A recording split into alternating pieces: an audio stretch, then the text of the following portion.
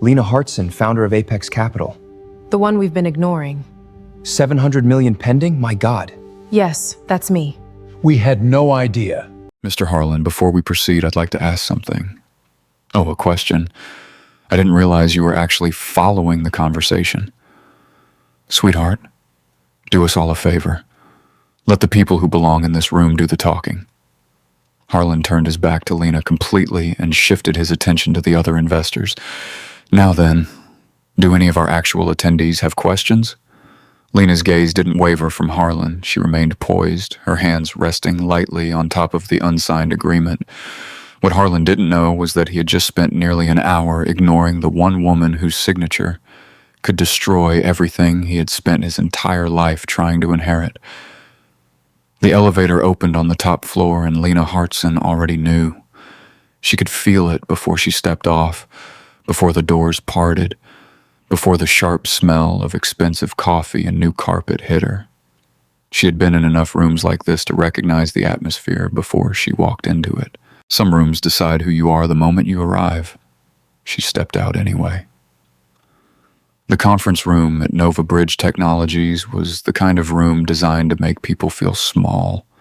Floor-to-ceiling windows, a mahogany table the length of a school bus, 14 leather chairs, most of them already filled with men in dark suits who barely glanced up when Lena and her sister Elena entered.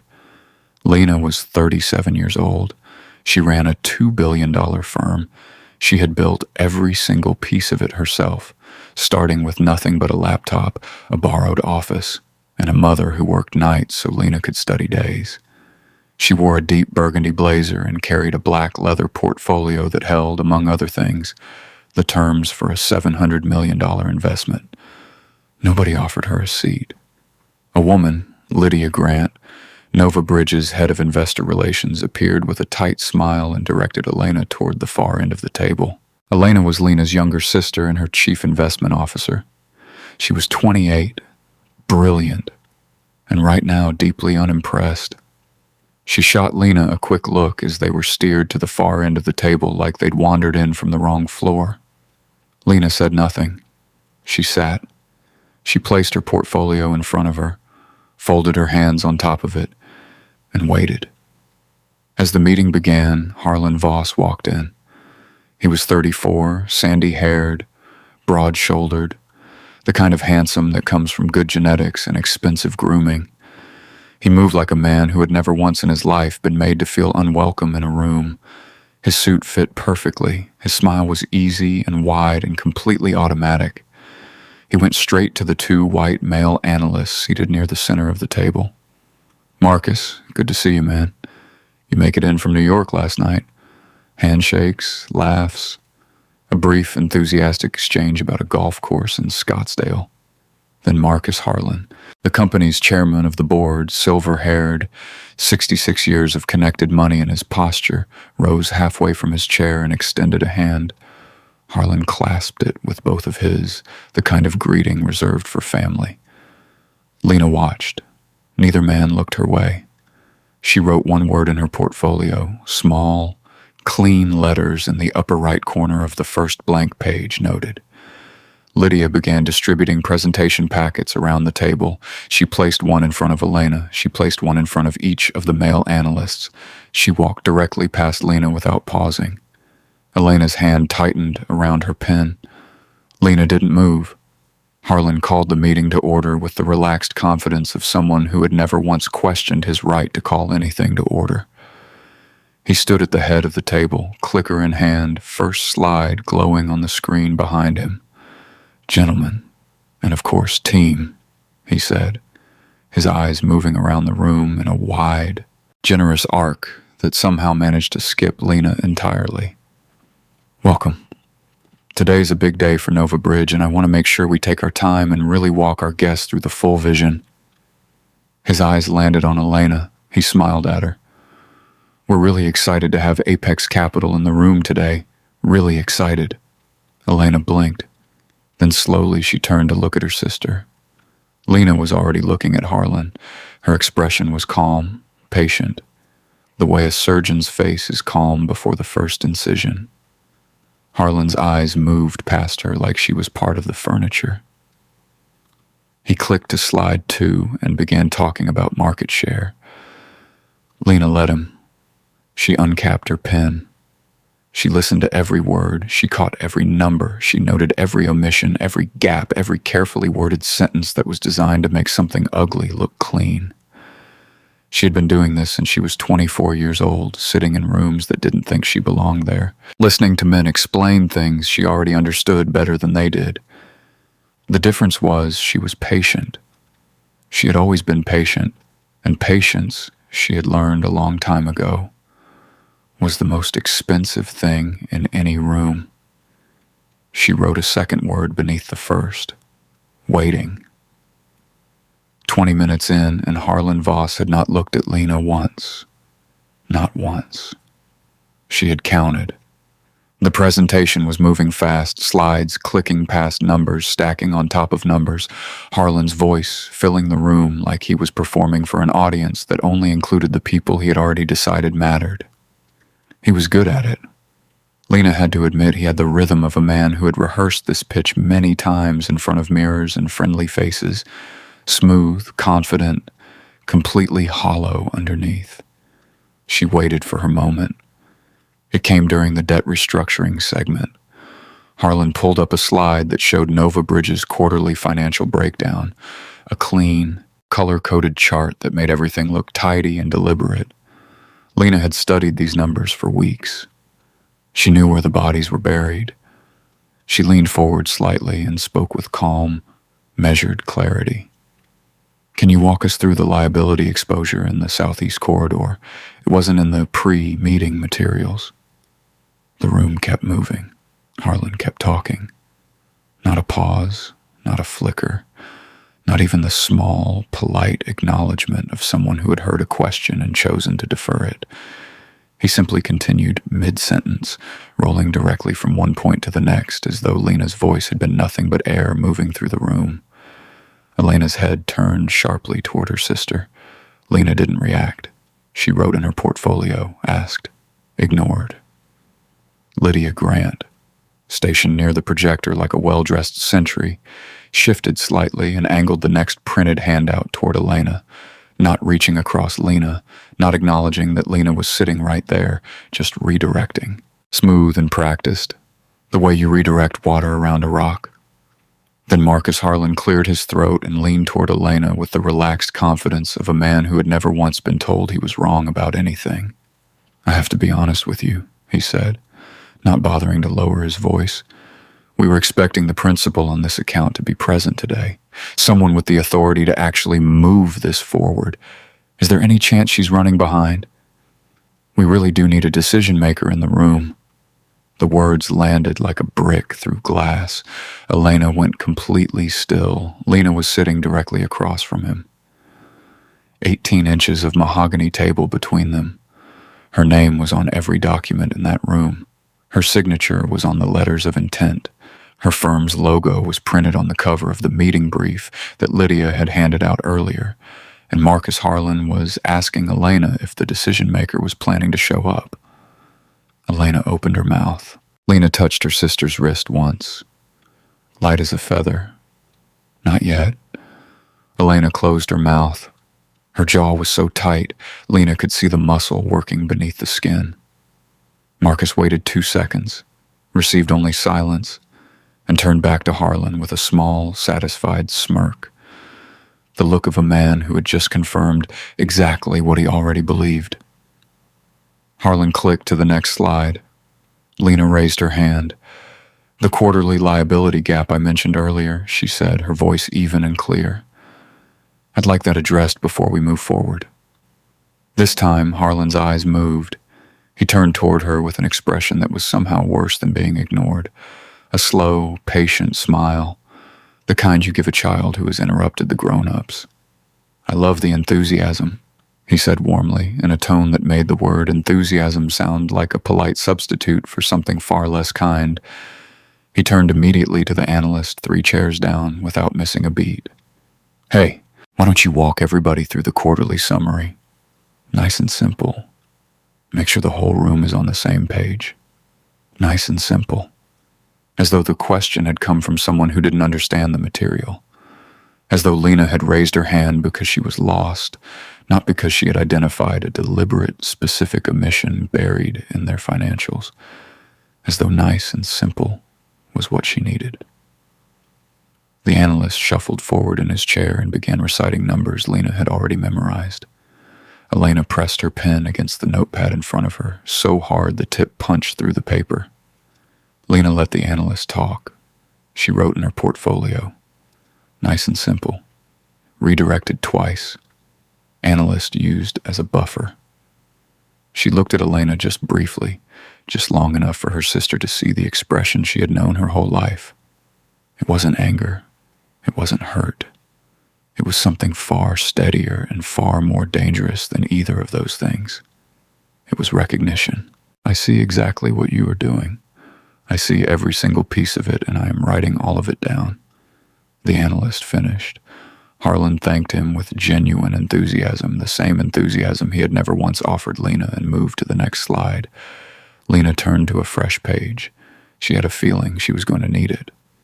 For nearly an hour, that was how long Harlan Voss had been talking at the room, past Lena, around Lena, through Lena, without once directing a single meaningful word at the woman whose signature could end his career or save it. Lena knew because she had written down the time when the meeting started. She wrote down a lot of things. It was a habit she had developed years ago, sitting in rooms exactly like this one. Documentation was its own kind of power. Quiet, patient, irrefutable. Harlan was mid-sentence on Nova Bridge's 5-year infrastructure roadmap when Lena's phone buzzed against the table. She glanced at the screen. Then she silenced it without a word and set it face down. She wasn't the kind of woman who took personal calls in the middle of a meeting. That wasn't how she operated. That had never been how she operated. But someone apparently was not willing to wait because 30 seconds later, the conference room's landline rang. The sound cut through Harlan's presentation like a fire alarm. Nobody moved for a moment. These lines almost never rang during booked meetings. Lydia Grant recovered first, crossing to the credenza with a brisk, slightly irritated efficiency and lifting the handset.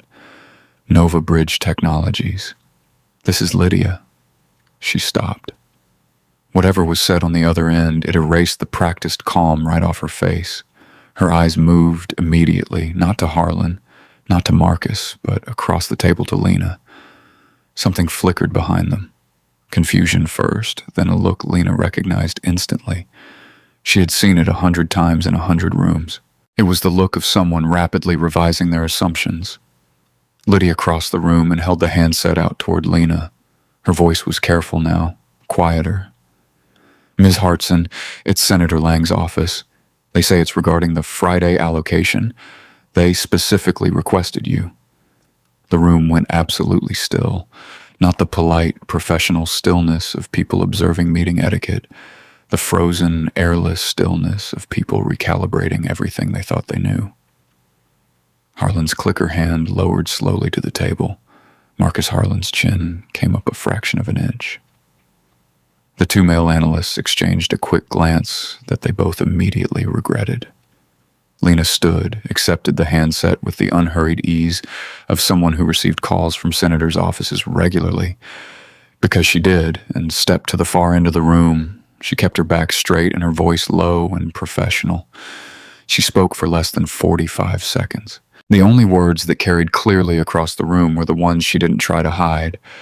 Tell him the terms stay as filed. The full 700. Friday holds. She returned the handset to Lydia without ceremony, walked back to her seat, sat down, and looked at Harlan. I apologize for the interruption, she said. Please continue. Nobody continue anything. Marcus Harlan's hands, which had been loosely folded on the table, were now pressed flat against the mahogany. He was staring at Lena with an expression that had moved well past surprise and arrived somewhere closer to cold, private alarm. Lydia had already returned to her laptop. Her fingers moved quickly, too quickly. The frantic typing of someone trying to catch up to a mistake already made 40 seconds. Then she leaned forward and slid a single printed sheet in front of Harlan without a word. Harlan looked down at it. Lena watched his face. It was the specific experience of watching a man understand something he could not understand. The color changed first, a slow drain from confidence to something paler and considerably less certain. His jaw shifted. His eyes moved left to right across the page with the rapid, involuntary focus of someone who is reading words that are actively rearranging the furniture of everything he believed 30 seconds ago. The sheet was brief, one page, clean and factual, and absolutely devastating in its simplicity. Lena Hartson, founder and managing principal, Apex Capital Group. Assets under management, $2.1 billion. Personal net worth, $1.4 billion. Current pending deployment, $700 million. Infrastructure sector. The full 700 she had just confirmed on that call. The terms filed, the Friday deadline, the allocation was the exact investment package sitting at the center of this meeting. The number wasn't some distant, abstract figure from another deal in another city. It was this deal. It was this room. It was the single transaction Harlan Voss needed to close to prove to his father that he deserved the title on his office door.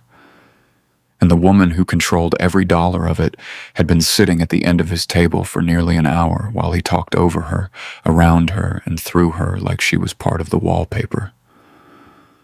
Harlan looked up from the sheet. Lena looked back at him. She did not smile. She did not raise an eyebrow. She simply held his gaze with the calm, patient stillness of someone who had known exactly how this moment would arrive long before he did. She had just been waiting for him to catch up. The silence lasted exactly 4 seconds. Lena counted them the way she counted everything in rooms like this, quietly, precisely, without moving a muscle.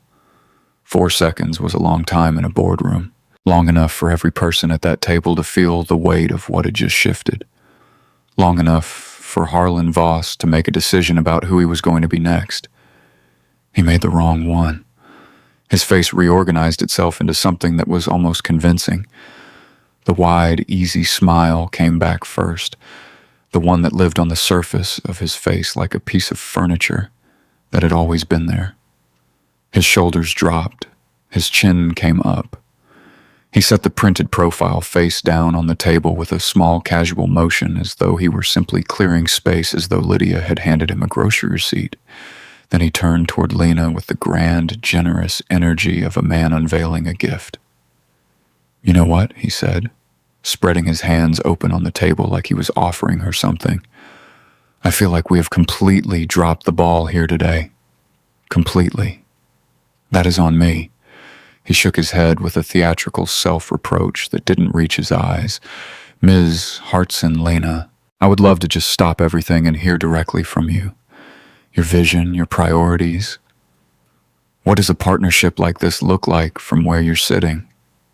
He leaned back in his chair and crossed his arms, settling in with the relaxed attentiveness of a man who believed he had just corrected a minor oversight and fully expected to be thanked for it. Elena's pen stopped moving. She looked at her sister with an expression that said very clearly, "Please don't let him get away with this." Lena looked at Harlan. She let the moment breathe, not to be dramatic, not to perform confidence she didn't feel. She let it breathe because she wanted him to sit inside his own performance for just a few seconds longer, to feel how thin it was, how transparent, how completely unconvincing to the only person in the room it was aimed at. Then she spoke. "Your quarterly infrastructure projections show a 12% growth assumption in the Southeast Corridor," she said. Her voice was calm and even, the same voice she used to read the morning news. But the corridor's 2 largest municipal contracts expired recently, and neither has been renewed. That assumption isn't supported by anything currently on file. Harlan's smile held barely. "The liability exposure I asked about earlier, the one your team redirected away from me," she continued, with the same unhurried precision, "corresponds to an undisclosed gap in your quarterly debt restructuring report. Specifically, the variance between your reported obligations and your actual outstanding balances in the Southeast portfolio. One of the analysts reached for his papers. Marcus Harlan took his glasses off. And finally, Lena said, "The pre-meeting materials your office sent to Apex Capital last week were missing the Southeast Corridor liability schedule entirely. I'd like to understand whether that was an oversight or a decision." The last sentence landed in the room like a stone dropped into the still water, quiet, precise, and spreading in every direction at once. Nobody spoke. Harlan's smile was gone. In its place was something he was working very hard to keep off his face. Not anger, not embarrassment, but something raw and less manageable than either of those things. He looked like a man who had just been shown a mirror he wasn't expecting. Marcus Harlan was completely still.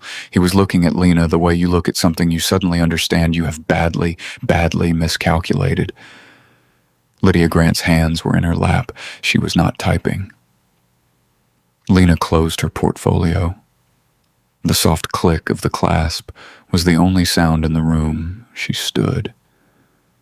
Elena rose immediately behind her, the practiced seamless movement of two women who had been navigating rooms like this one together for years. Lena picked up her portfolio and looked at Harlan one last time, not with anger, not with satisfaction, with the same level patient expression she had worn for the entire meeting. "I'll have my team send your office our decision by end of week," she said. Then she walked toward the door. Behind her, she heard the sound of Harlan Voss saying something, beginning a sentence that started with, "Lena, if we could just." She didn't slow down. She didn't turn around. She had said everything she needed to say in 3 sentences in under 90 seconds. That was the thing about patience. When it finally ended, it ended completely. The elevator doors closed behind them with a soft, final click. For a moment, neither sister spoke. The floor numbers descended in silence. 42, 41, 40. Small amber lights blinking one after another like a countdown. The elevator was polished steel and expensive lighting, the kind designed to make you feel important on the way up and reflective on the way down. Lena stood straight, portfolio tucked under her arm, eyes forward.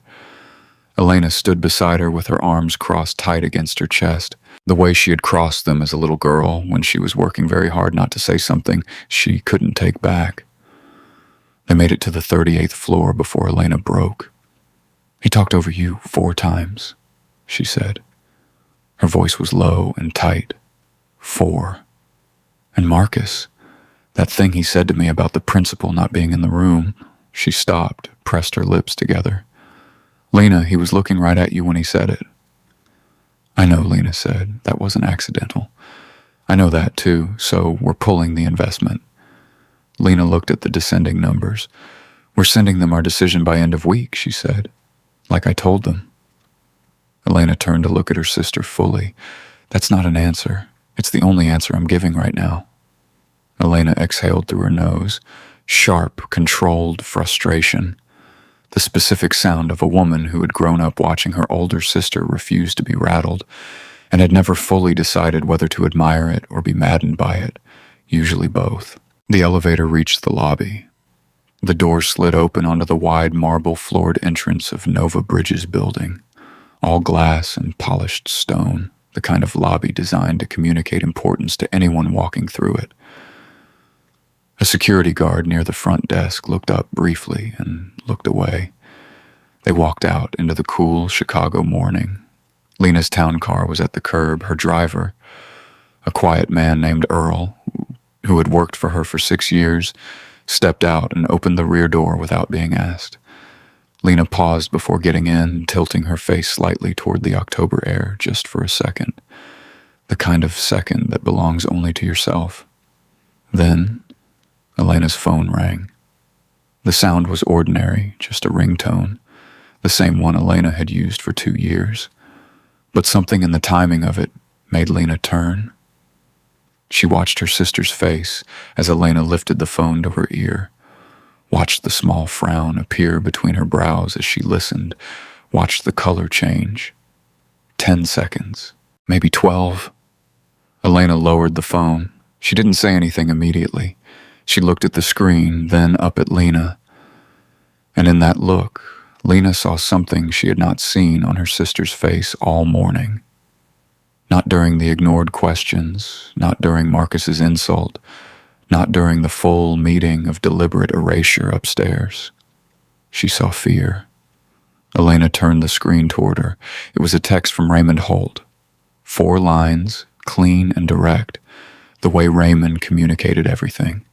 Because Raymond had been a federal prosecutor for 14 years and had never once in his life used 3 words when 2 would do. Call me now. Someone leaked the Apex internal investment memo to Nova Bridge's board, full terms. They know your floor, your timeline, and they know you need this deal. Call me. Lena read it once. Then she read it again. The morning air felt different suddenly. The same temperature, the same gray October sky, but with something in it that hadn't been there 8 seconds ago. A weight. The specific, familiar weight of a situation becoming larger and more dangerous than it appeared on the surface. The memo was not a general document. It was internal, restricted. It contained Apex Capital's maximum investment threshold, the absolute ceiling of what Lena was authorized to commit. It contained her 3 non-negotiable contractual conditions, and it contained the detail that almost no one outside of Apex's senior team knew, a 60-day hard deadline tied to the pension fund consortium. If Lena did not deploy the capital within 60 days, the consortium held a clause buried deep in their partnership agreement that allowed them to invoke a full fund withdrawal, hundreds of millions gone. With that information, Nova Bridge didn't need to negotiate. They just needed to wait. Lena stared at the text for a long moment. Then she looked up at the building they had just walked out of. 42 floors of glass and steel rising into a white Chicago sky. Call Raymond, she said quietly. Tell him we're on our way. She got into the car. Raymond Holt's office was nothing like the Nova Bridge conference room. No mahogany table the length of a school bus. No floor-to-ceiling windows designed to make visitors feel small. Just a wide, cluttered desk covered in organized stacks of paper, 2 whiteboards filled with tight, precise handwriting, and the particular kind of quiet that belongs to a room where serious work gets done. A half-empty pot of coffee sat on the credenza. Raymond had clearly been there since early morning. He was standing at the whiteboard when Lena and Elena walked in. He didn't offer pleasantries. Raymond never did when something was wrong. He simply turned, looked at Lena with the steady, careful expression she had known since she was 24 years old, and pointed to the chairs across from his desk. Sit down, he said. Both of you. They sat. Raymond picked up a thick manila folder from his desk and set it in front of Lena without opening it. Then he turned back to the whiteboard and tapped a column of names and timestamps he had already written out. The memo was accessed 6 days ago, he said. Tuesday evening, from inside the Apex network. He paused. Whoever pulled it knew exactly where to find it. They didn't search around. They went straight to it, downloaded it once, and closed the session in under 4 minutes. Elena leaned forward. So it wasn't a hack. No, Raymond said. This wasn't someone breaking in from the outside. This was someone who already had the key. The word someone sat in the room like smoke. Raymond turned back to his whiteboard and walked them through the damage slowly, methodically, the way he always delivered bad news, which was without softening it. The memo, he explained, was not a summary document. It was the full internal investment brief that Lena's senior team had prepared ahead of the Nova Bridge discussions. The kind of document that existed only so the right people inside Apex could stay aligned. It contained 3 things that in the wrong hands were not just sensitive, they were weapons. The first was Lena's maximum investment threshold, the absolute ceiling of what Apex was authorized to commit to this deal.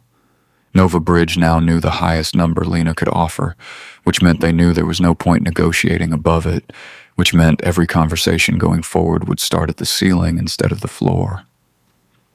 The second was Lena's 3 non-negotiable contractual conditions, the specific governance, an oversight term she required before any deployment of this size. Conditions she had intended to introduce as part of a strategic negotiation. Now Nova Bridge could prepare responses, workarounds, and counter-arguments before she ever opened her mouth. And the third, Raymond said, his voice dropping slightly, is the 60-day clause. Elena closed her eyes briefly. Lena said nothing.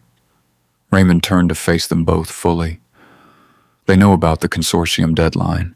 They know that if you don't deploy within 60 days, the pension fund consortium can invoke the withdrawal clause. They know what that withdrawal costs Apex.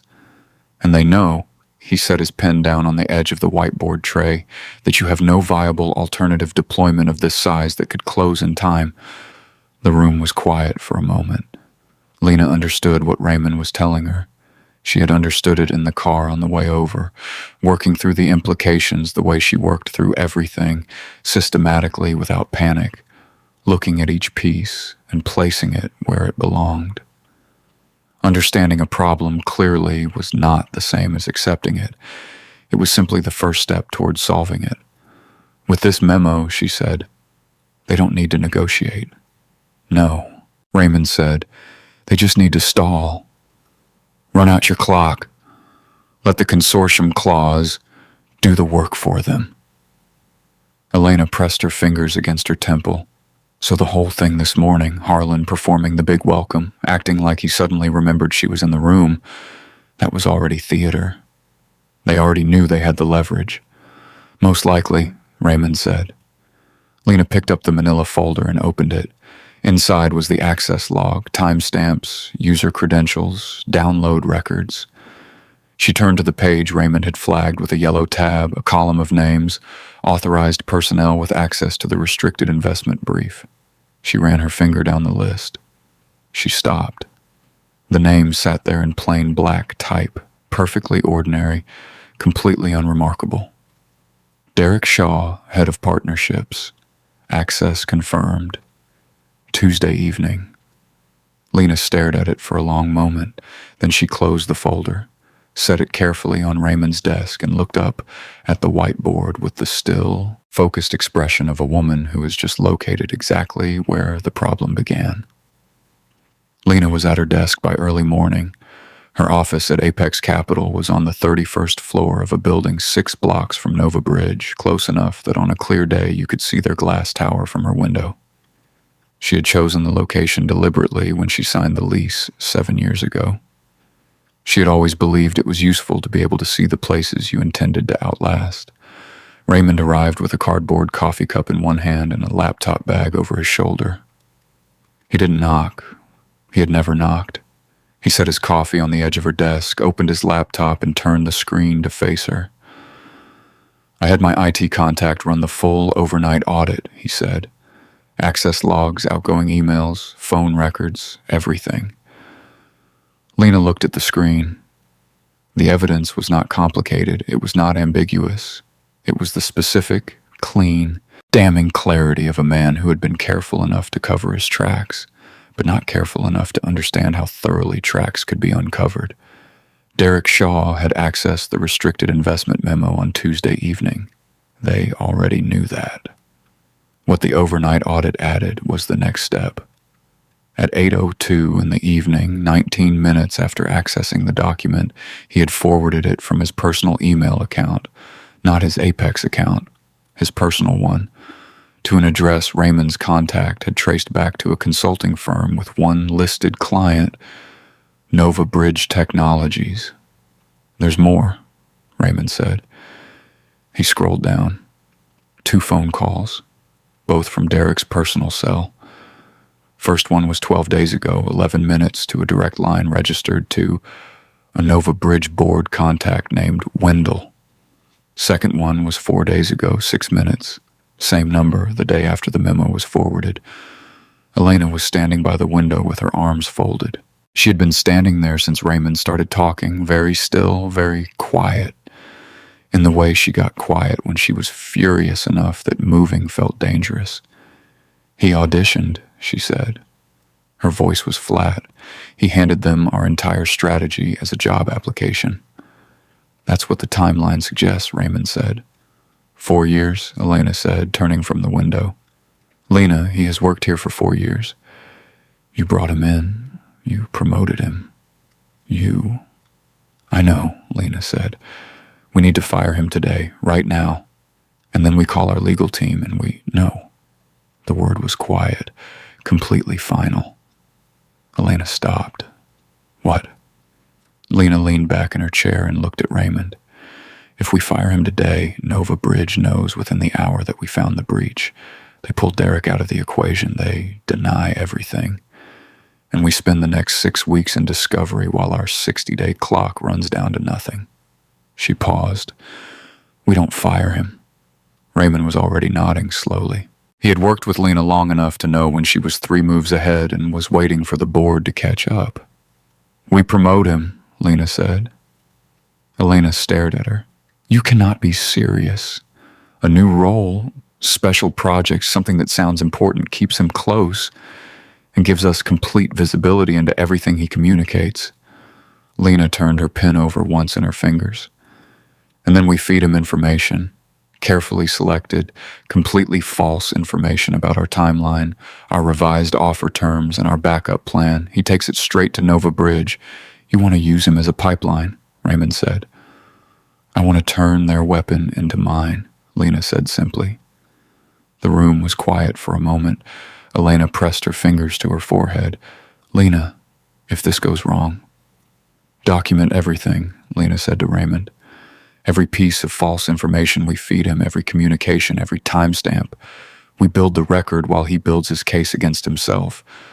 She stood, straightening her jacket. By the time he realizes what happened, we won't need to fire him.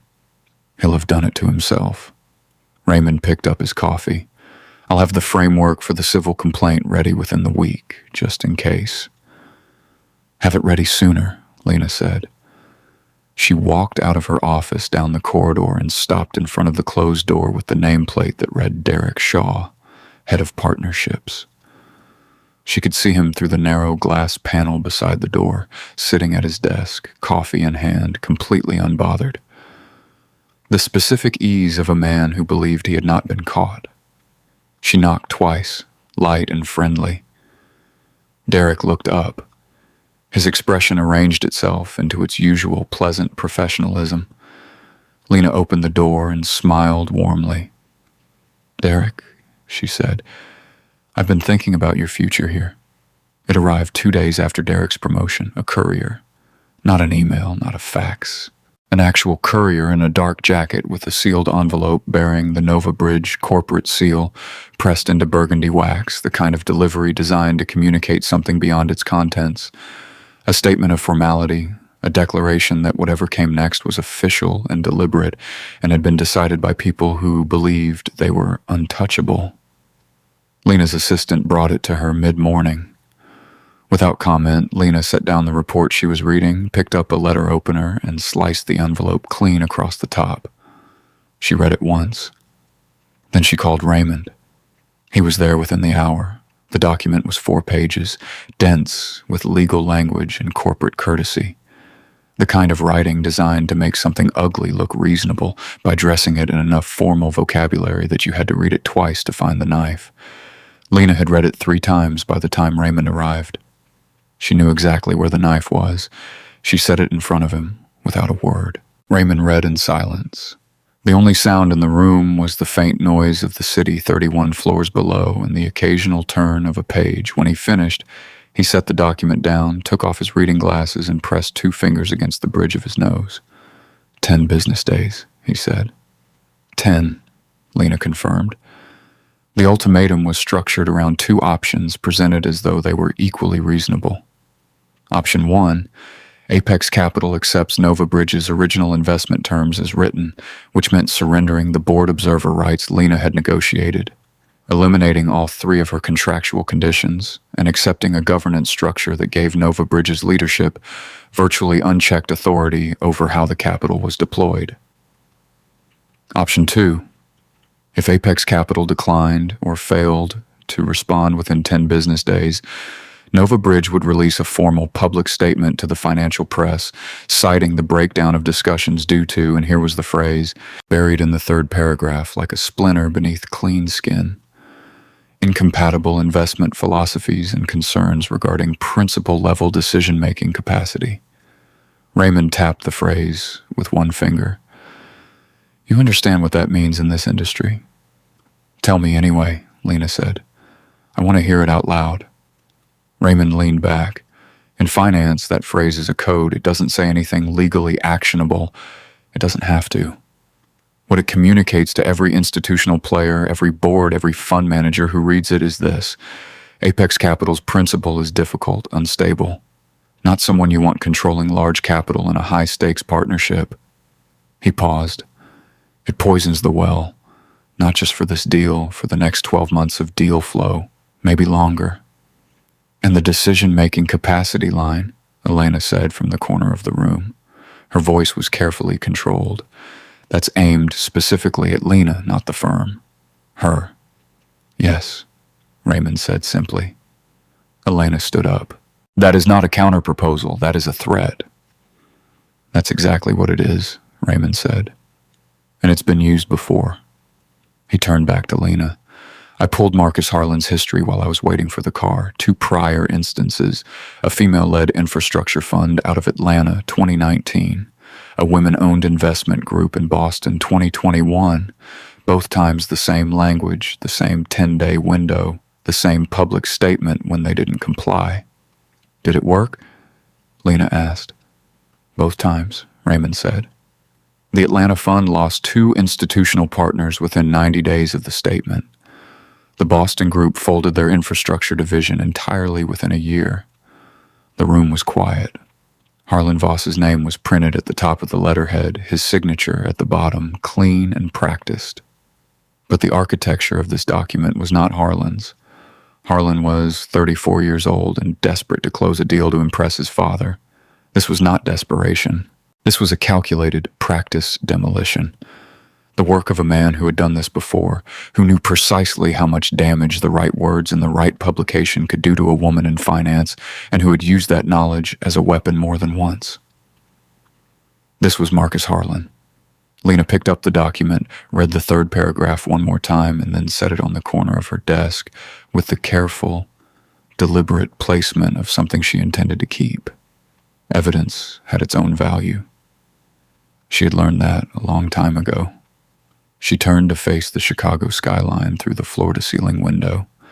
The Nova Bridge Tower was visible 6 blocks north, glass catching the gray October light.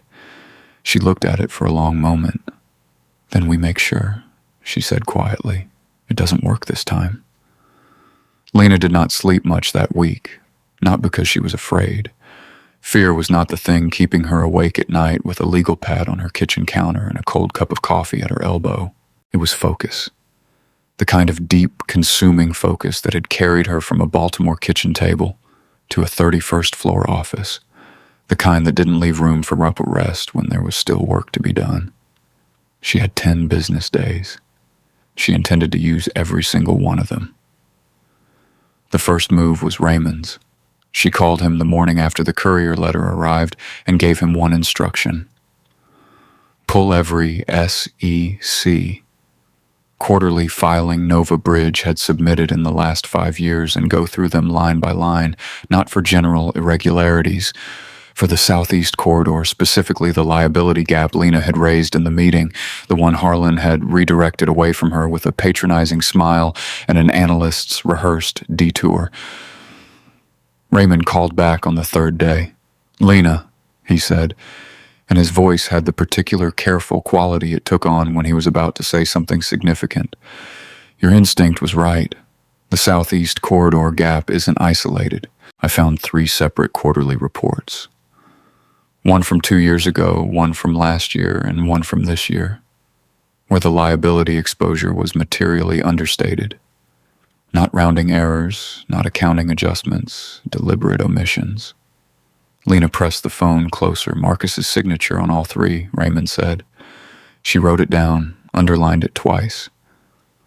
Alone, Raymond explained. Each instance was defensible in court. A skilled attorney could argue oversight, misclassification, clerical error, but 3 instances across 3 separate reporting periods, each understating the same specific liability corridor, each signed by the same man. That was not an accident. That was a pattern. And patterns, Raymond said, were what the SEC's enforcement division lived for. How solid is it? Lena asked. Solid enough to file, Raymond said. I'll have the referral package ready within the week. The second move was quieter. Lena made 2 phone calls on a Tuesday afternoon, both to women she had met years earlier at an institutional investment conference in Washington. She had not spoken to either of them recently, but in this industry, the right relationships had long memories. The first was a woman named Patty Oscar, a sovereign wealth fund advisor based in New York who had considered a partnership with Nova Bridge 3 years prior. The second was Margaret Hazen, a pension fund manager out of Atlanta whose firm had evaluated a Nova Bridge infrastructure proposal in 2021. Both women had non-disclosure agreements. Both women also had something ND, as could not silence. The willingness to confirm off the record and through careful language that their experiences with Nova Bridge's leadership had followed a pattern that felt very familiar when Lena described it. Neither woman would speak on record. Not yet. But Lena had already been in quiet contact with a journalist at the Wall Street Journal, a woman named Claire Stevens, who covered institutional investment and had been building a piece on gender bias in infrastructure finance for several months. Claire had sources. She had documentation. What she needed was the thread that tied it all together into something publishable. Lena gave her Patty's and Margaret's names. She made no promises and issued no instructions. She simply said, I think they have something to tell you. Whether they tell you is their decision. Claire Stevens called back 48 hours later. Both women had agreed to speak. Margaret Hazen had agreed to go fully on record. Lena thanked her and ended the call. The third move was the most satisfying. Derek Shaw had settled comfortably into his new special projects role, which was to say he had settled comfortably into the business of believing he was invisible. He attended his new briefings. He smiled in the hallways. He sent Nova Bridge everything Lena gave him. That week, Lena gave him 3 things. A falsified revised timeline suggesting Apex was close to identifying an alternative deployment. A fabricated counter offer figured $20 million below her actual floor, and a memo carefully constructed, thoroughly false, indicating that the pension fund consortium had granted an informal extension on the 60-day deadline. None of it was true. Every word of it was time-stamped, documented, and stored in Raymond's growing file. Within 72 hours, Nova Bridge's behavior shifted in ways Lena's contacts confirmed. They stopped pushing. They slowed their response times. They believed they had more runway than they did. They were wrong. Raymond looked up from his legal pad on Friday evening. The whiteboards behind him were covered in neat columns, evidence categories, filing timelines, contact names, documented instances. He set his pen down, looked at Lena across the desk. Lena, he said quietly, I think we have them. Lena looked at the whiteboards for a long moment. Not yet, she said, but soon. The email arrived on a Thursday morning, 3 weeks after the Nova Bridge meeting. It came not from Harlan Voss, not from Marcus Harlan, not from Lydia Grant. It came from the personal email address of a man named Thomas Reed, Nova Bridge board member, 22 years in infrastructure finance, and by all accounts, one of the few people in that building who had built his reputation on something other than inherited connections and old boy favors. The message was 4 sentences long. He and a fellow board member, a woman named Patricia Lang, had become aware of certain developments regarding the Apex Capital discussions. They believed the current negotiating approach did not reflect Nova Bridge's best interests or its values. They would like to meet with Lena directly without Harlan, without Marcus, without any member of current executive leadership present at her office, at her convenience. Lena read it twice. Then she forwarded it to Raymond with a single line. Thoughts. Raymond called within 10 minutes. His voice was measured, but she could hear something underneath it. The careful, controlled excitement of a man who had been building towards something and could now see the finish line. The board is fracturing, he said. Thomas has been skeptical of Harlan's leadership for months. I've heard it through 2 separate contacts. If he and Patricia are reaching out directly, it means they've lost confidence in the current team's ability to close this. They want the deal. They just don't want the people negotiating it. Which means, Lena said, which means Harlan and Marcus are being cut out by their own board, Raymond said. Lena, this is exactly where you need them to be. She replied to Thomas's email that afternoon, confirmed availability, suggested the following Tuesday at mid-morning. His response came back in under an hour. Confirmed. We'll be there. That evening, Lena called Elena from home, not from the office, not on the work line. From her living room, shoes off, feet tucked under her on the couch, a glass of water on the coffee table that she kept forgetting to drink. The kind of call that had nothing to do with deal structures or legal filings or carefully documented evidence files. Elena answered on the second ring. How are you? Tired, Lena said. Good tired. The board email, yeah. Elena was quiet for a moment. Then Mama would have something to say about all of this. Lena laughed. It was a real laugh. The sudden, unguarded kind that surprised her when it came. She would have said something short and devastating and then gone back to whatever she was doing. She always did that, Elena said. And there was warmth in her voice and something softer underneath it. Remember when you got your first rejection from Wharton and she just looked at you and said, "So you'll apply again," and then went back to folding laundry. Didn't even put the shirt down, Lena said. They were quiet together for a moment, the comfortable quiet of 2 people who had shared enough history that silence between them had its own texture. Lena thought about that kitchen table, the one in Baltimore where she had sat at 22 years old filling out her Wharton application for the second time, while her mother's night shift schedule was pinned to the refrigerator with a magnet shaped like a pineapple. She had told herself that night that she would build something. She hadn't known exactly what. She had just known it would be hers. We're close, Elena, she said. I know, Elena said. I know we are. They talked for another 20 minutes about nothing important, a television show Elena had been watching, a restaurant near Lena's building that had changed its menu, a memory about their mother that made them both laugh again. For 20 minutes, they were not executives, not strategists, not 2 women 3 weeks into the fight of their professional lives. They were just sisters from Baltimore. Lena was at her desk by early morning, Thomas's confirmation email open on her screen, a fresh legal pad in front of her as she prepared her notes for Tuesday's meeting. The door to her office opened. It was Elena. She was standing in the doorway with her phone in her hand and an expression Lena had not seen on her face since that elevator ride 3 weeks ago. The color drained from her cheeks, her jaw set with the particular tightness of someone working very hard to hold something together. Lena. Something in her voice made Lena set her pen down. Elena crossed the room and held out the phone. Marcus Harlan just released a statement to the financial press. She said, Lena, it's bad. Lena took the phone. She read the statement standing up. The way you absorb a blow better on your feet than sitting down. Elena stood across from her, arms folded, watching her sister's face the way you watch a building during an earthquake, looking for the cracks. There were none, not on the outside. Marcus Harlan's statement was 3 paragraphs, clean, formal, and precisely devastating.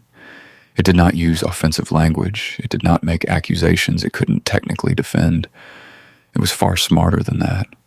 It used suggestion the way a surgeon uses a scalpel, thin, targeted, designed to cause maximum damage in the places that mattered most.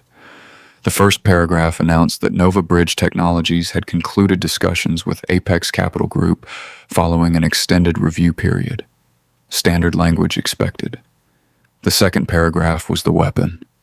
It expressed Nova Bridge's commitment to partnerships built on aligned governance values and stable principal-level leadership, and noted that the discussions had ultimately revealed concerns regarding decision-making authority and internal oversight structures within Apex Capital. The third paragraph wished Apex Capital well in its future endeavors. Lena set the phone on her desk. "Decision-making authority," Elena said, her voice trembling at the edges. "Internal oversight structures, Lena. They're telling every institutional player in this industry that you don't have control of your own firm. I know what they're saying. And the timing, releasing it the morning after. Thomas emails you directly. Marcus found out about the board contact. He's trying to burn the ground before you can stand on it." Lena didn't answer. She was already thinking. She moved to her window and looked north toward the Nova Bridge Tower, 6 blocks away, glass catching the gray morning light the same way it always did. Her phone began ringing at mid-morning. By noon, it had rung 9 times. Institutional partners, board observers, 2 fund managers she had worked with for years asking careful diplomatic questions that were really just one question dressed in different clothes. "Is everything all right over there?" She returned every call. Her voice was steady. Her answers were measured. She gave nothing away. At 1:15, 3 major financial news outlets published pieces that clearly drew from Marcus's statement. Not front-page stories. They didn't need to be. They were placed in the industry sections where the people who mattered would find them without searching. The language mirrored Marcus's carefully. Sources close to the deal. Questions regarding principal oversight. He had cultivated these journalists for years. Lena had known he had them. She had not known he would move this fast. By 2, she had 17 missed calls. At 4:12, her email notified her of an incoming document from the pension fund consortium's legal team. She opened it. The consortium was invoking their reputational concerns provision, a clause buried deep in the partnership agreement that allowed acceleration of the 60-day deadline if a third-party statement raised material questions about Apex Capital's leadership stability. Marcus had known about that clause. Lena was certain of it. Now, the statement hadn't just been a reputation attack. It had been a key custom cut to fit a specific lock. She no longer had 60 days. She had 14. She was still reading the legal notice when her assistant appeared in the doorway. "Ms. Hartson," he said carefully. "There's something on the newswire you need to see." He handed her a printed page. Derek Shaw had issued a public statement. He had resigned from Apex Capital effective immediately and had provided a comment to 2 financial publications.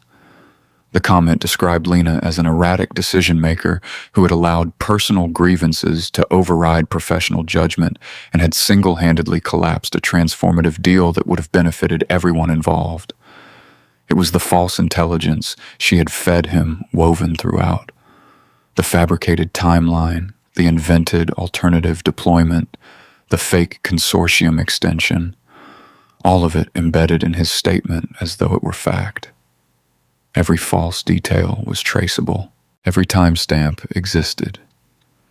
The proof that he had obtained that information by betraying her confidence was sitting in Raymond's files right now, but proof took time, and the damage was already moving.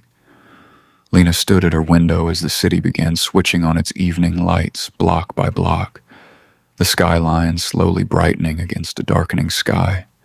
17 missed calls, a 14-day window, a statement built on stolen intelligence, 3 financial outlets amplifying a lie. She stood there for a long time. She did not move. She was not defeated. She knew the difference between devastated and defeated. Had known it since she was 22 years old at a kitchen table in Baltimore, filling out an application for the second time after the first one came back wrong. She picked up her phone and called Raymond. He answered on the first ring. "I saw it," he said. "Good," Lena said. "Then you know what comes next." She drove to Baltimore alone. She didn't plan it. She finished Raymond's call, stood at her office window until the last light in the Nova Bridge Tower went dark. And then she got her coat, told Earl she wouldn't need the car, and walked to the parking garage. She drove south out of Chicago onto the interstate into the night, 4 hours and change. She stopped once for gas and bad coffee and kept moving. She needed to think. She always thought better when she was moving. By the time she reached Baltimore, it was past midnight. The old neighborhood was quiet, the particular quiet of streets that have seen enough that nothing surprises them anymore. She parked in front of the row house she had grown up in and still owned, the one she had bought from her mother 8 years ago, so her mother would never have to worry about a landlord again. The lights were off. The street was still. She let herself in with her key. She did not turn on many lights, just the one above the kitchen table, a small, warm circle of yellow in the dark. She sat down, opened her laptop, and went to work. She had 3 hours before Raymond would be up. She used all of them. The thing about Derek Shaw's statement was that he had made a specific, critical mistake. He was a man who believed he was the smartest person in any room he entered, and that belief had made him careless in the way that only truly arrogant people are careless. Not in small ways, but in the one catastrophic way that undoes everything. He had used her words against her, the fabricated timeline, the invented alternative deployment, the false consortium extension. Lena had constructed each piece of false intelligence with precision, feeding it to Derek through his new special projects role over a period of carefully spaced days. Each piece had been documented the moment it left her hands, time-stamped, logged, stored in Raymond's files with the methodical care of someone who had known from the beginning that this was where it was going. Derek's public statement repeated those fabrications as established fact, which meant every false claim in his statement could be traced directly and irrefutably to information he had obtained by stealing from Lena and used to publicly destroy her. That was not just a civil matter. That was a case. She spent the first hour building the timeline document, a clean chronological record of every piece of false intelligence she had created, the date she fed it to Derek, the documented method of delivery, and the corresponding line in his public statement where he had deployed it side by side, irrefutable, the kind of document that required no explanation because it explained itself completely. The second hour she spent reviewing Raymond's SEC referral package, which he had emailed her as a PDF attachment 3 days ago, and which she had read twice already. She read it a third time now. 47 pages, 5 years of Nova Bridge quarterly filings, 3 instances of material omission, Marcus Harlan's signature on every one. The Southeast Corridor liability gap she had identified in the meeting, the one Harlan had redirected away from her with his nice and simple comment, was the first thread. Raymond had pulled it and found the whole fabric coming apart. The referral was airtight. She knew it. Raymond knew it. She approved the final language on page 31 and marked it ready to file. The third hour she spent reading Claire Stevens's draft Wall Street Journal piece, which Claire had sent for a final courtesy review the previous week. Lena had asked for 48 hours to consider it.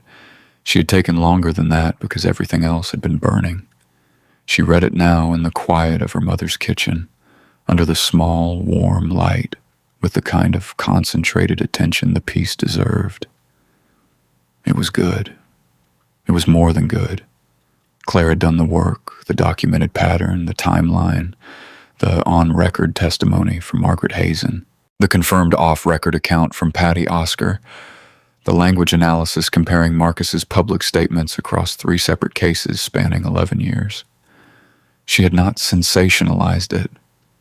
She hadn't needed to. The facts were sensational enough on their own. Lena typed one line in response. "You have my authorization. Run it when you're ready." She sent the email at 5:47 in the morning. Then she closed the laptop and sat back in the chair, her mother's chair, at her mother's table in the kitchen where she had sat at 22 years old and told herself she would build something that was entirely hers. She looked at the wall across from her. Her mother's embroidery, framed in plain wood, hung exactly where it had always hung. Still, I rise. She picked up her phone and called Raymond at exactly 6 in the morning. He answered before the second ring. She had known he would. Raymond had never once in 20 years made her wait when it mattered. "The timeline document is in your inbox," she said. "The SEC referral is approved and ready to file. And I've authorized the journal piece." A brief pause on his end. Not hesitation, just Raymond absorbing the full weight of what she was saying. "All three," he said. "Today." "All three," Lena said. "Do it now." "Understood," Raymond said. She set the phone on the table. Outside, the Baltimore sky was beginning to change, the deep dark of 6 in the morning giving way to the first thin, gray light of morning, slow and quiet and completely indifferent to the battles of the people below it. Lena wrapped both hands around her coffee cup and watched the sun come up. Raymond filed at 9 in the morning, sharp. 47 pages, 5 years of evidence, 3 documented instances of material omission across Nova Bridge's quarterly SEC filings, each one understating the same Southeast Corridor liability exposure, each one bearing Marcus Harlan's signature at the bottom like a confession he had signed without knowing it. Raymond had formatted the referral package with the precise, unadorned clarity of a former federal prosecutor. No dramatic language, no editorial commentary, just facts arranged in an order that made the conclusion completely unavoidable. The SEC's Chicago regional office acknowledged receipt at 9:23. By 11, it opened a preliminary inquiry. Raymond texted Lena 2 words. "It's open." She was sitting at her Chicago office desk when the text arrived. Back from Baltimore since early morning, jacket on, legal pad in front of her. She read the message, set the phone down, and kept working. There was no celebration. There was no exhale of relief. There was only the next thing and the next thing after that. She had learned a long time ago that the moment you stop moving is the moment the ground catches up with you. What mattered about the preliminary inquiry was not what it contained, it was what it was. The moment the SEC opened it, the inquiry became a matter of public record, visible, searchable, permanent. Every institutional investor, every board member, every financial journalist who ran Marcus Harlan's name through a database would find it sitting there like a stone in clean water. Not an accusation, not a rumor, a federal filing, official, documented, irrefutable. Marcus Harlan's careful, practiced reputation, 30 years of cultivated credibility, board seats, and old boy relationships had just developed a crack that no press statement could seal. The Wall Street Journal piece, published at 7 in the morning and Thursday. Claire Stevens had timed it deliberately, early enough to own the morning news cycle, late enough in the week that it would carry through the weekend when financial readers had time to sit with it. The headline was clean and direct. No sensationalism, no inflammatory language, just the specific documented truth laid out in the particular devastating style of a journalist who understood that facts properly arranged were more damaging than any opinion. The piece documented a pattern, not a single incident, not one bad meeting or one mishandled deal. A pattern. 3 cases spanning 11 years in which Marcus Harlan and Nova Bridge affiliated entities had used coordinated media pressure, carefully planted financial press narratives, and the specific incompatible investment philosophy's language to suppress, discredit, and ultimately damage female-led investment firms that had challenged their terms. The Atlanta Fund, the Boston Group, and now Apex Capital. Margaret Hazen spoke fully on the record. Her account was precise, credible, and damning. Not because it was dramatic, but because it was identical in its structure to what Lena had experienced. The same language, the same 10-day ultimatum, The same coordinated press placement within 48 hours of declining Nova Bridge's terms, the same phrase, decision-making capacity, deployed like a scalpel against a woman who had built her firm from nothing. Patty Oscar spoke off the record, but with enough specificity that her account added unmistakable weight. Claire had also obtained through sources Lena was not asked to identify internal Nova Bridge communications showing that the incompatible philosophies language had been drafted by Marcus Harlan personally, not as a response to any actual incompatibility, but as a prepared template ready to deploy against any investment principal who declined his terms. A template pre-written, kept on file. By noon Thursday, the article was the most read piece on the Journal's site. Lena's assistant brought her a printout without being asked. She read it at her desk and set it in the growing file beside Raymond's SEC referral. By Friday morning, 17 other outlets had republished or referenced it. 3 television financial news programs ran segments. The language shifted noticeably. Marcus Harlan's name was no longer preceded by respected or veteran. It was preceded by embattled. FINRA opened a separate inquiry into Marcus Harlan's affiliated entities before the week was out. 3 of his 4 public company board seats were quietly vacated within 30 days, companies moving fast and quietly, the way institutions move when they want to create distance without appearing to panic. Marcus Harlan released a statement through his lawyers calling the allegations politically motivated. Not a single financial publication repeated that characterization without placing it in quotation marks. That afternoon in Nova Bridge's open plan office on the 38th floor, a process server walked through the front entrance and asked the receptionist for Derek Shaw by name.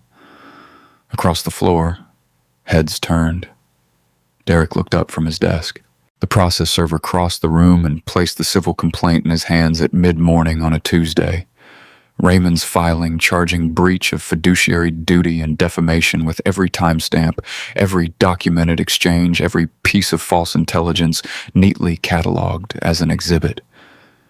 Derek's face went the color of old paper. Around him, the entire floor had gone completely, absolutely silent. Derek Shaw did not move for a full 10 seconds.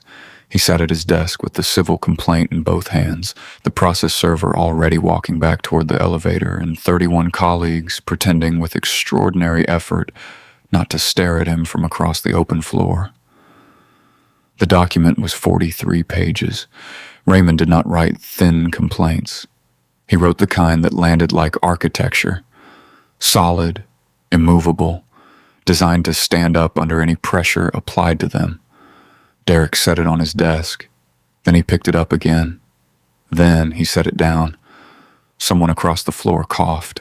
Someone else found something very interesting to look at on their computer screen.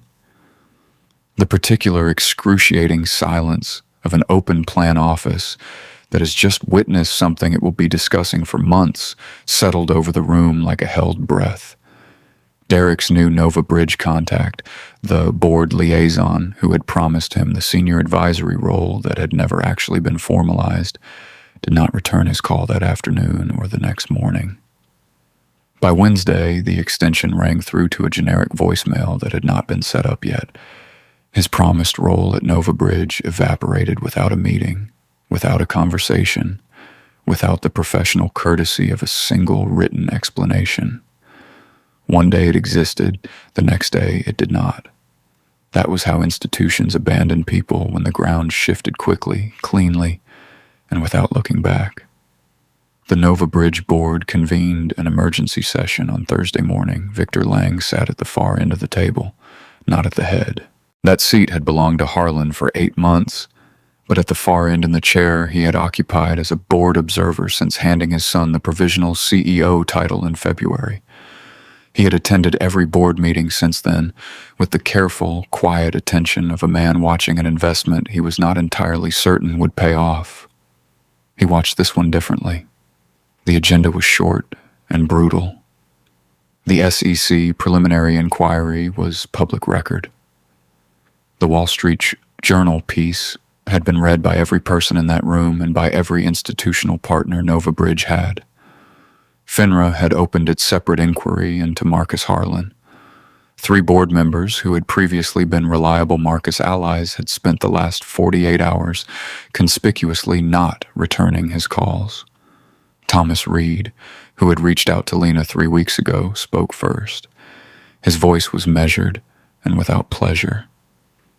The tone of a man doing something necessary rather than something satisfying. The flagship deal is gone under current leadership. Our institutional confidence metrics are in free fall. We have a federal filing with Marcus's name on it and a journal piece that has been republished 17 times. He paused. The path forward does not include the people who created this situation. No one disagreed. The vote to remove Harlan Voss as CEO was not dramatic. It was quiet and fast and decided before anyone said the word vote out loud.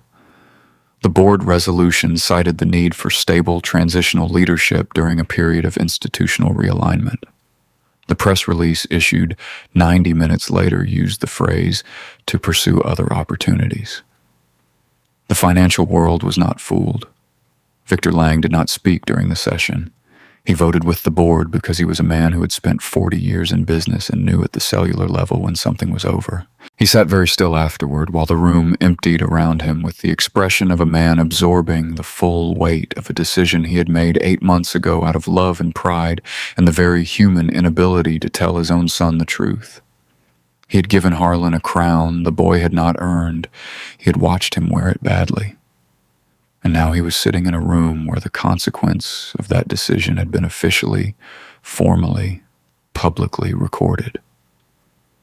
Nobody offered him comfort. Nobody was unkind. They simply gathered their papers and filed out, leaving Victor Lang alone at the far end of a long table with nothing but the quiet and whatever he intended to do with it. At mid-afternoon, Harlan Voss walked out of Nova Bridge Technologies' front entrance carrying a single cardboard box. He was wearing the same suit he had worn to the board session that morning. His tie was slightly loosened. He walked to the curb, set the box down, and stood there for a moment, looking up at the building's glass facade with an expression that was difficult to read from a distance. Then he picked up the box. The revolving door turned once behind him. Then it stopped. Then the building went on without him, the way buildings always do, completely indifferent to whoever has just walked out of them for the last time. Margaret Ellis arrived 7 minutes early. Lena noticed. Small things like that had always told her more about a person than anything they said in a formal setting. Margaret was 56 years old, 30 years in infrastructure finance, and she had accepted the interim CEO role at Nova Bridge 4 days after Harlan Voss carried his cardboard box to the curb. She came with 2 board members, Thomas Reed and Patricia Lang, and she came to Lena's office, not a neutral location, not a restaurant or a hotel conference room. Lena's building, Lena's floor, Lena's table. That had been Margaret's suggestion. Lena's assistant showed them into the conference room at mid-morning. Exactly. Lena was already seated. Elena sat to her right, portfolio open, pen in hand, the same position she had occupied in the Nova Bridge conference room 5 weeks ago. Except that this time, every person walking through the door knew exactly who the decision-maker was before they sat down. Margaret did not open with pleasantries. She did not reach for the water pitcher or adjust her chair or make the small stalling movements of someone buying time before a difficult conversation. She sat down, folded her hands on the table, and looked directly at Lena. "Before we discuss anything else," she said, "I want to say something clearly and without qualification." She paused. Not for effect, for precision. The way people pause when they want to be sure the words they choose are exactly the right ones. What happened in our conference room 5 weeks ago was inexcusable. The way you were treated by this company's leadership was a disgrace. I am not here to explain it or minimize it. I am here to tell you on behalf of this board that we know what it was and we are sorry. The room was quiet. Elena looked at her sister. Lena held Margaret's gaze for a long moment, long enough to confirm that the words were not performance, that they were not the careful lawyer-approved language of an institution managing liability. They were just the truth, spoken plainly by a woman who understood the value of saying it out loud. "Thank you," Lena said. Then she opened her portfolio. The negotiation took 2 hours and 14 minutes. It was not contentious. That was the thing about coming to the table after everything had already happened. There was no posturing left, no leverage games, no carefully constructed ultimatums delivered in embossed envelopes. Just two professionals working through the terms of an agreement with the clear-eyed efficiency of people who understood exactly what they both needed and exactly what it would take to get there.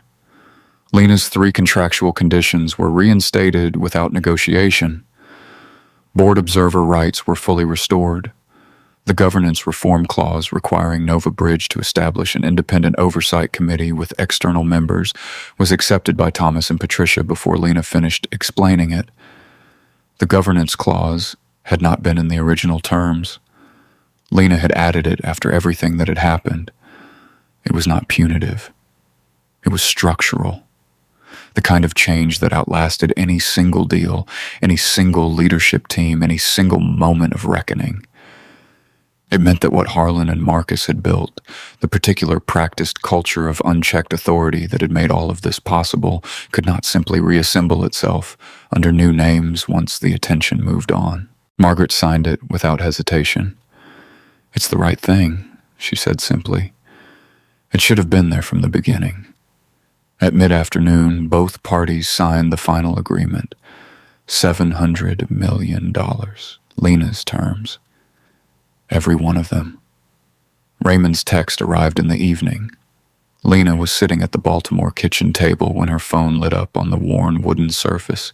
She had driven down after the signing, not because she needed to, not because anything required her presence there, just because it was the right place to be at the end of something this large. Elena sat across from her, shoes off, a cup of tea going cold at her elbow. They had been talking about nothing in particular for the last hour. The easy, rambling conversation of two people who had been through something together and were quietly coming down the other side of it. Lena's phone buzzed. She picked it up. Raymond's message was 11 words, clean and direct. The way Raymond communicated everything that mattered. "Ink is dry. 700 million. Your terms, all of them." She set the phone down. Elena looked at her. "Well." Lena looked up at the wall above the kitchen counter. The embroidery hung exactly where it had always hung. Plain wood frame, slightly crooked. Her mother's careful stitching in dark thread against pale fabric. "Still I rise." She had looked at those words at 22, filling out a second application at this same table while her mother's night shift schedule was pinned to the refrigerator. She had looked at them at 27, the first time a bank told her no. At 30, the morning she signed Apex Capital's incorporation papers alone in a rented office with a broken chair and a plant she kept forgetting to water. She looked at them now. "Well," she said. She picked up her coffee, took a slow, unhurried sip, and smiled. The real kind. The private kind. The one that belonged only to her. To this kitchen. To the woman who had stitched those words into fabric because she wanted her daughters to have something to look at on the hard days. The one no boardroom had ever gotten to see and never would. In the end, what this story reminds us is that real strength often lives in quiet patience and careful preparation. That when we document the truth and refuse to be erased, even the most powerful rooms can be forced to reckon with their own mistakes.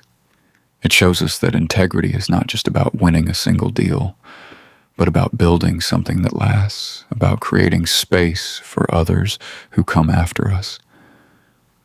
We learn that the people who try to diminish us often reveal more about their own limitations than about ours, and that rising, as her mother taught, is not about fighting every battle with noise, but about standing firm in who we are until the truth has room to breathe.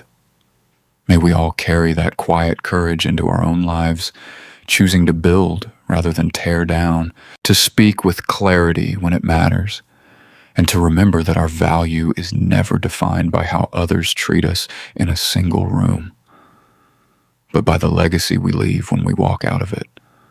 The choice to stand with dignity, to prepare thoroughly, and to hold fast to what is right can change not only our own path, but the paths of everyone who follows. That is the kind of power no one can take away.